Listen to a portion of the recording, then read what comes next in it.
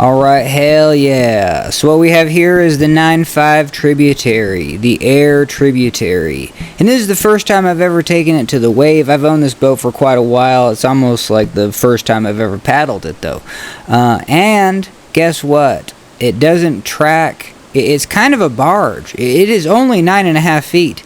But it is so flat on the bottom, yeah, I can just barely get into this wave. So we're going to compare this footage to my other boat, you know what I mean, and do the full assessment. So here's my normal boat, and why this boat surfs, it's shaped like a banana, you know what I mean, like a surfboard that would be like really rockered. The water can just go right underneath it, and also every point on it, it's a teeter-totter. See how like there's, like my only contact point is direct, like a line directly across the boat widthwise underneath me, but the fore and aft typically doesn't touch the water, you know what I mean. So now we're going to look at this. It's definitely barge like. It's really hard for me to get in there, but hey, we're at least surfing, and I'm trying to get across to that main wave just to see if I can get over there, and it just rolls me out. So we're going to do back and forth footage of both these boats.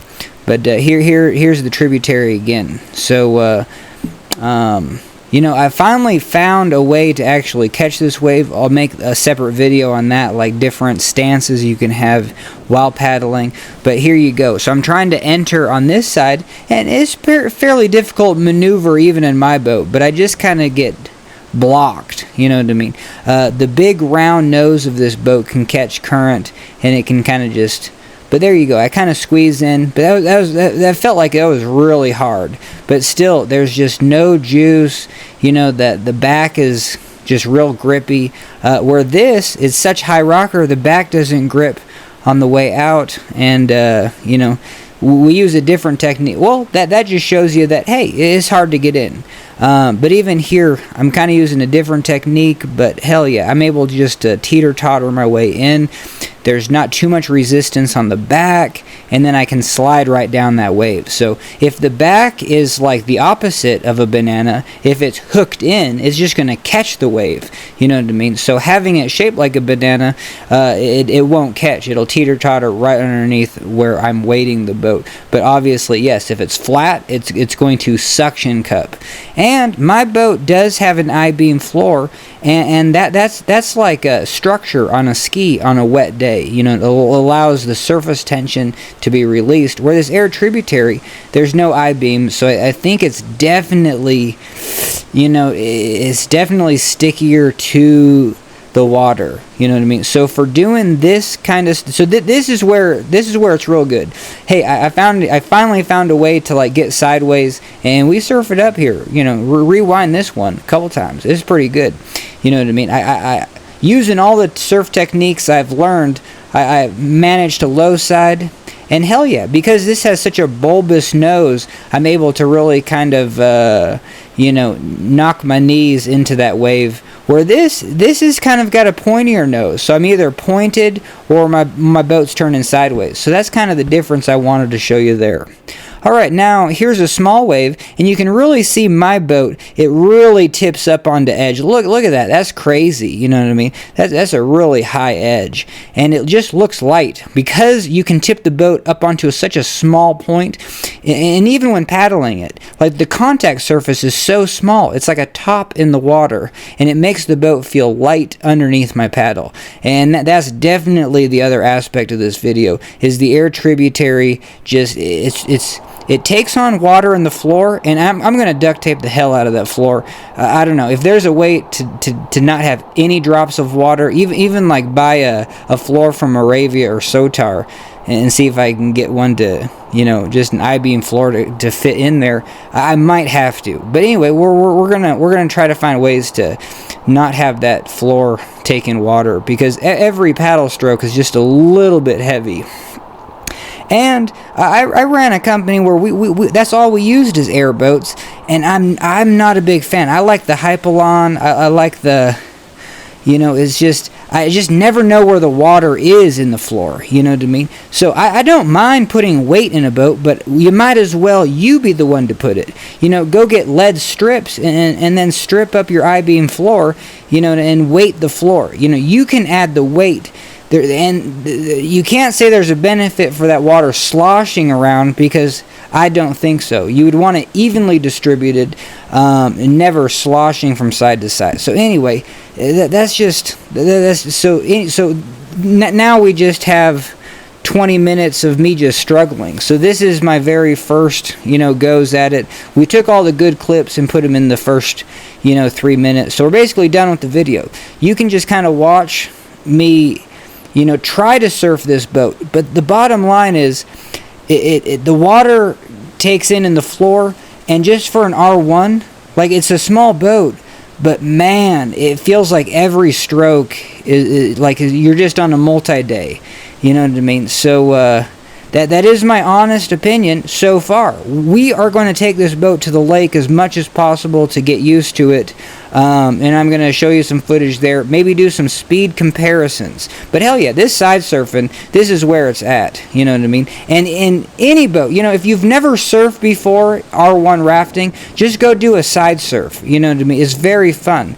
I should have just side surfed all day, but we tried our hardest to actually catch this wave. But maybe we can't. See how I'm leaning way far back? That's really going to help me catch this wave. That is the only way I was able to catch, and we don't even catch it right there.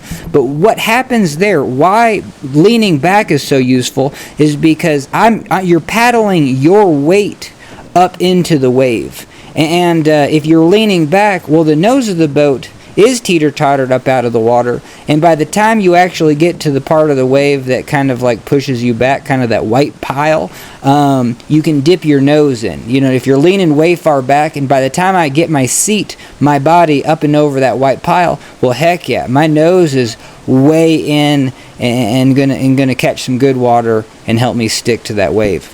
So that took a couple, you know what I mean, definitely leaning back. And we have the Fat Cat for a separate video. You know, we took that to the wave this day, and that's my it's a paddle cat, but I definitely have to modify that because it's very difficult to actually lean back in a paddle cat to actually do this technique to actually catch a wave. But anyway, well, thanks for joining me. You know what I mean? Well, I'm just gonna let you watch the other half of this video. I don't have too much commentary other than that this boat definitely, you know, feels barge-like. Well, we'll talk about maybe the benefits, you know what I mean? Because obviously it's not the sports car in this wave like my boat, but I flipped tons in my boat. We already made that video of just like, hey, my boat's very tippy, you know, where this might be able to crush waves. You know what I mean? I might feel way more stable in this boat, but at the drawback, today I felt very discouraged because I couldn't even, like when I was caught in the current, I really couldn't even get back to the eddy, you know, very well. I couldn't use my techniques, and we didn't throw a camera in the back of the boat. But because of that, it was just like, ooh, I don't think I could make really difficult Class 4 moves. You know what I mean? And that when it comes down to it, R1 boats, you know, should feel fast, and this one just doesn't. It's just like, whoa, everything is a little bit hesitated and slow, and I feel like I have to paddle all the water that's sucked up in the floor and in the boat. And so from that aspect, I don't know. I just have to be honest. But we are going to give this boat a fair try and take it to the lake, make some videos. But I would trade straight up. You know what I mean? So if anyone's looking, if anybody wants this boat, and I would say it's probably a dynamite R2 boat. You know what I mean? When my boat was going down Boulder Drop, and then this R2, we were R2 in Boulder Drop. We were about ready to flip every little wave. You know, on the Sky Comish, but then you know, a couple guides took one of these 9.5 tributaries, and man, they just crushed it. Big waves crushed it. You know what I mean? So that's where, hey, if the extra weight, it's not going to be a big deal because you're going to have two paddlers. You know what I mean? So this could be a great small R2 boat, and it crushes at R3. You know what I mean? Hell yeah, you got 3 people paddling this, but no, for me, R1, is too much. It's too much boat. I can't get it up to speed. I can't dig hard enough to do what I want to do. Now, like I said, we're going to take it to the lake, but offer stands. Man, I would totally trade up. If someone got like a RMR Cloud 9 and they're just like, yeah, that's too small, I think I do want a small light boat. I-beam floor, very light. They don't make 8-foot boats, but they do make that 9-foot Thundercloud. Anyway, so I would trade straight up. That's my final thoughts. And I guess we don't have too much more, video left. So maybe we'll just run this out. You know what I mean? Hell yeah. So the side surfing works really good. And I've made this, the last video I made. Hell yeah. So I was right about that. A bulbous nose, you know what I mean? You just have way more stability, from the side surf to the front surf. You know what I mean? That 45-degree angle, just really feels like you can kind of surf around it. And I mentioned that with the AIRE Cub. Another AIRE boat that's even more oval shaped. Compared to a diamond-shaped boat. So we don't have any more footage of my NRS High 5, which they don't make no more. It's the Revolution series, and it's been cool to see a couple, out there on other videos, and you know what I mean. I still have mine, and I'm not worried about, you know what I mean. Hopefully the I'm not worried about trying to buy up. But it's just fascinating. That boat is super sweet, shaped like a banana, and this is kind of the opposite. And just the fact that the water takes in the floor takes in water, you're going to get way more traction to the surface. And by no means, this is not a small wave. I mean, reverse that. This is a tiny wave, and this is really difficult. Even the kayakers, they have to, be on their game to hit all the features. So I'm just really amazed that my NRS High 5, the Revolution series High 5, not confused with the new Star High 5s from NRS. But hell yeah. Alright, so we'll only have 3 more clips. This is surfing that other wave. Now this wave's really sticky, and so thank God I can actually just sit here.